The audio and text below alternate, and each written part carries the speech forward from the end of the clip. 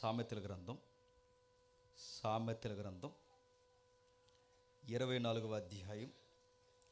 సామెతల గ్రంథం 24వ అధ్యాయం 26 నుండి 29 వరకు కలిపి చదువుకుందాం. సరి అయిన మాటలతో ప్రత్యుత్తరమిచ్చుట పెదవులతో ముద్దు పెట్టుకున్నట్లుండును. బయట నీ పని చక్కబెట్టుకొనము,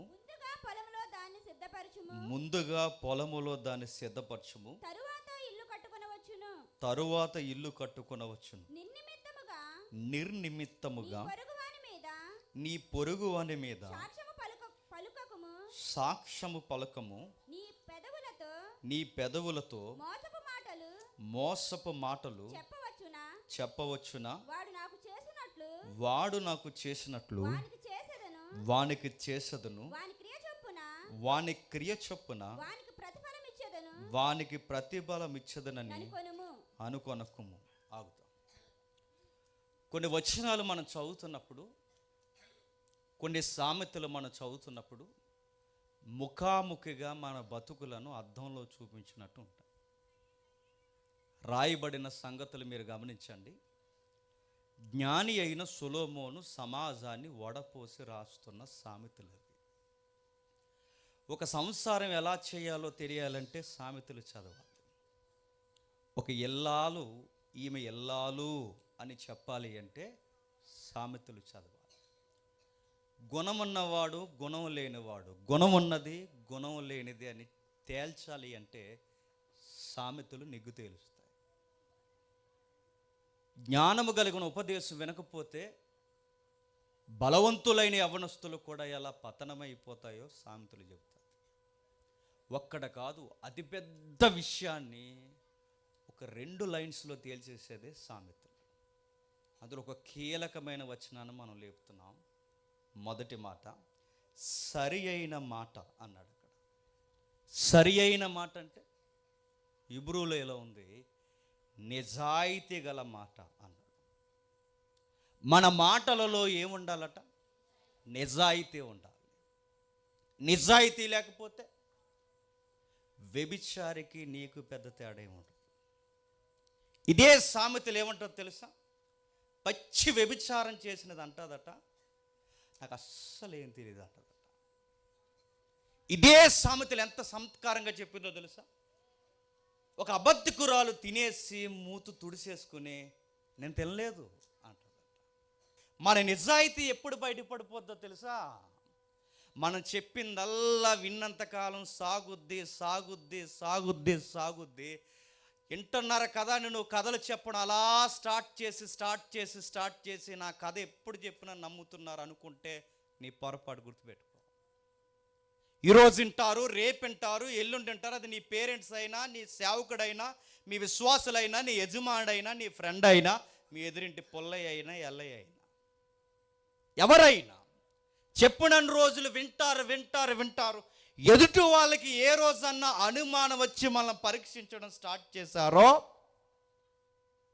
ఆ రోజు మన డొల్లతనం బయట కనబడుతుంది. గుర్తుపెట్టుకోండి. నీలో నిజాయితీ లేదని తెలిసిపోద్ది, నీలో ఒక ఖచ్చితత్వం లేదని తెలిసిపోద్ది. నిన్ను పరీక్షించినప్పుడు నువ్వు ఖచ్చితంగా బయటపడిపోతావు. మాటల చేత నమ్మిస్తావు. ఎంతకాలం నమ్మిస్తావు? నిజాయితీ లేదా? 5 నిమిషాలు పని కొరకు అబద్ధాలు ఆడి తిరుగుతామండి మనం. జస్ట్ 5 మినిట్స్ వరకు కొరకు, చిన్న విషయాలకి ఎక్కడ పడితే అక్కడ. ఈరోజు అబద్ధం ఎంత అలవాటు అయిపోయిందంటే డెడ్ ఈజీ అయిపోయింది. ఈరోజు నిజాయితీ లేదు. ఇది తప్పురా ఒప్పురా అని అడిగితే సింపుల్ లాంగ్వేజ్ మరొకటి నేర్చుకున్నాం. సరదాగా అన్నాను రా అంటున్నా. సరదా ఏంటి అని అడుగుతున్నాను. నిజాలు మాట్లాడడంలో కూడా సరదాలు ఉంటాయా? సరదాలు ఎంతవరకు? అబద్ధాలాడి ఎదుటోడిని మోసం చేసేంతవరకు సరదాలు ఉంటాయా? బైబిల్ నీకు నాకు అడుగడుగున మాట్లాడుతుంది నిజాయితీ. వచనం చెప్తుంది చూడండి. నీ పని ఏంటో నువ్వు జాగ్రత్తగా చేయి, నీ సొంత పనేంటో నువ్వు జాగ్రత్తగా చేయి. నిర్నిమిత్తముగా నీ పొరుగువాని మీద అబద్ధ సాక్ష్యం పలకొద్దు. నీ పెదవులతో మోసపు మాటలు చెప్పొచ్చా? బయట వాళ్ళకంటే సిగ్గు ఉండదు, బయట వాళ్ళకంటే ఒక సత్యం తెలియదు, బయట వాళ్ళకంటే ఒక నిజాయితీ తెలియదు. నువ్వు దేవుని బిడ్డవే, నువ్వు చర్చకు వస్తావు, ఇలాంటి సభల్లో కూర్చుంటావు, దేవుని గ్రంథాన్ని చదువుతావు, ప్రేయర్ చేస్తావు. నీకు ఇన్ని అలవాట్లు ఉన్నప్పుడు కూడా ఎంత ఈజీగా నువ్వు ఎలా అబద్ధం ఆడుతున్నావు? చాలామంది అనుకుంటారు, మేము ఉపవాసాలు ఉంటున్నాం, మేము ప్రార్థనకు వెళుతున్నాం, మేము చర్చిల్లో ఉంటున్నాం, దేవుడు మాకు ఎందుకు జవాబు ఇవ్వట్లేదంటే ఈ వాక్యం చెప్తుంది, నీలో నిజాయితీ లేదు. నిజాయితీ లేదు నీలో. ఎక్కడికక్కడ కవరింగ్. నేను అడుగుతున్నాను, నీ ఎదుటోళ్ళు నమ్మొచ్చేమో, నీ దేవుడు చూడ్డా చెప్పండి. నీ దేవుడు ఖచ్చితంగా నేను పట్టించుకోవడం చెప్పండి. నువ్వేం మాట్లాడుతున్నావో, ఎలా మాట్లాడుతున్నావో ఖచ్చితంగా దేవుడు మనల్ని అంచనేస్తాడు. పైపచ్చికి అన్నారట, వాడు నాకు అలాగే చేశాడు కాబట్టి నేను అలాగే చేశాను అంటున్నాడట ఆ వచనంలో. వాడు గడ్డి తింటాడు, నువ్వు గడ్డి తింటావా? వాడేదో చేస్తాడు, నువ్వు చేస్తావా? వాడికి నీకు తేడా ఉండాల్సిన అవసరంలా. ఒక మాట అంటే మాటేనండి. చిన్న విషయాలు కూడా అబద్ధాలు ఆడుతున్నావంటే దేవుడు నిన్ను ఎందుకు ఆశీర్వదిస్తాడు? నీ చదువు అయినా, నీ ఉద్యోగమైనా, నీ సంపద అయినా ఎందుకు ఫలభరితంగా మారుస్తాడు చెప్పి? ఎందుకంటే నీలో యథార్థత లేదు. స్కూల్కి వెళ్ళొస్తున్న స్కూల్ పిల్లలు అబద్ధాలు ఆడేస్తున్నారు, ఎందుకంటే అబద్ధాలు అలవాటు అయిపోయినాయి. ఒక ఉదాహరణ చెప్తాను వినండి. ఈ మధ్యకాలంలో ఏమడుగుతున్నారు తెలుసా ప్రశ్నలు? అన్నా అబద్ధం ఆడొచ్చా అని అడిగాడండి ఒకడు. అంటే అది ప్రశ్న? అబద్ధం ఆడొచ్చా అని ప్రశ్న అడుగుతుంటే అది ప్రశ్న? సినిమా చూడొచ్చా అని అడుగుతానంటే అది ప్రశ్న? అడుగుతున్నా దొంగతనం చెయ్యొచ్చా అని అడుగుతుంటే అది ప్రశ్న? నువ్వు ప్రశ్న అడుగుతున్నావంటే నువ్వు ఎంత దొంగ జీవితం జీవిస్తున్నావు అక్కడ అర్థమైపోతుంది. అబద్ధం ఆడొచ్చేంటి? 10 ఆజ్ఞలో ఒక ఆజ్ఞ చెప్పండి. అబద్ధం ఆడకూడదు. 10 ఆజ్ఞలో ఒక ఆజ్ఞ చెప్పండి. దొంగలించకూడదు. అరే బైబిల్ ప్రధానమైన ఆజ్ఞల్లోనే అబద్ధం ఆడకూడదని బైబిల్ డిక్లేర్ చేస్తే నువ్వు అబద్ధాలు ఎలా ఆడుతున్నావు? ఈరోజు పూట గడుస్తుంది, రోజు గడుస్తుంది, వారం గడుస్తుంది. ఎన్ని రోజులు గడిస్తే అనుకుంటున్నావు? తెలిసిపోతావు ఏదో ఒక రోజు. ఆ రోజు నిన్ను అనుకుంటారు చాలా మంచోడు అనుకున్నాను, చాలా మంచి వ్యక్తి అనుకున్నాను, మంచిది అనుకున్నాను. ఇలా రోజుకో మాట మాట్లాడుతుందని ఆ రోజు నీ క్యారెక్టర్ని ఏం చేస్తారు చెప్పు? డౌన్ చేసేస్తారు. వాళ్ళ దృష్టిలో తగ్గిపోతావు. అందుకేనండి, గొడవలు అయిపోయినా పర్లేదు, ఏమైపోయినా పర్లేదు, ఆ టైంకి ఆ గొడవ అవుద్ది. చెప్పాలనుకున్న నిజం చెప్పేయాలంతే. ఎవడ అన్నాడట, మీ ఇలాంటి తీర్పులు బాగా చిన్నప్పటి నుంచి చూసి అలవాటు అయిపోయి ఉంటుంది మీకు.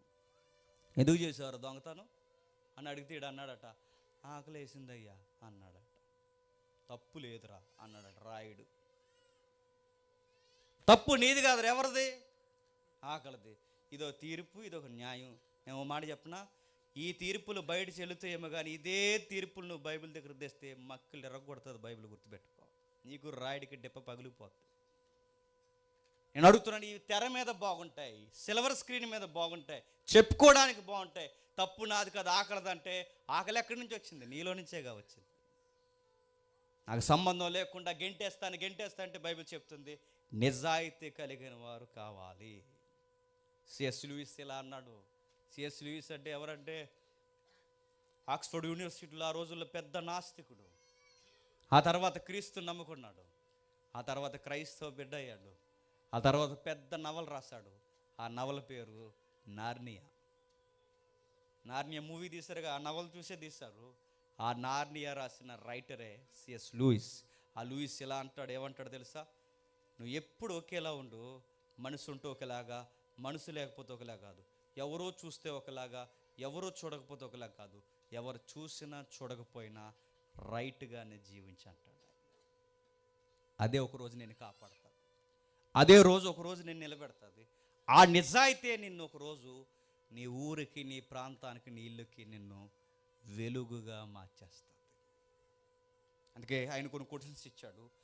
నువ్వెక్కడైనా పని చేస్తుంటే, నీ వర్క్ ప్లేస్లో నువ్వెక్కడైనా పని చేస్తుంటే నీ పైనున్న అధికారులు నీ కోసం ఏమని సాక్ష్యం ఇస్తారు? పని దొంగ అంటారా? నడుతున్న మీరు ఎవరి దగ్గరైనా పని చేస్తే మీ యజమానులు, మీ అధికారులు మీకోసం ఏమని సాక్ష్యం ఇస్తారు? టైం అయ్యే వరకు అలా కాలుగాలిని పిల్ల తిరిగి వెళ్ళిపోతాడని చెప్తారా?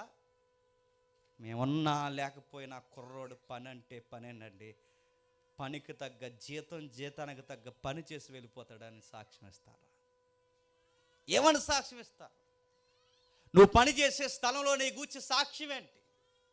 ఎక్కడికక్కడే అందిన కాడల్లా నొక్కుతూ తిరుగుతాడండి, 10 అంటే 10 కూడా వదలడండి, వీడు చాలా నీచుడని చెప్పుకుంటారా? ఇక తప్పక ఎవరు లేక ఈయన పెట్టుకున్నావని అంటున్నారా?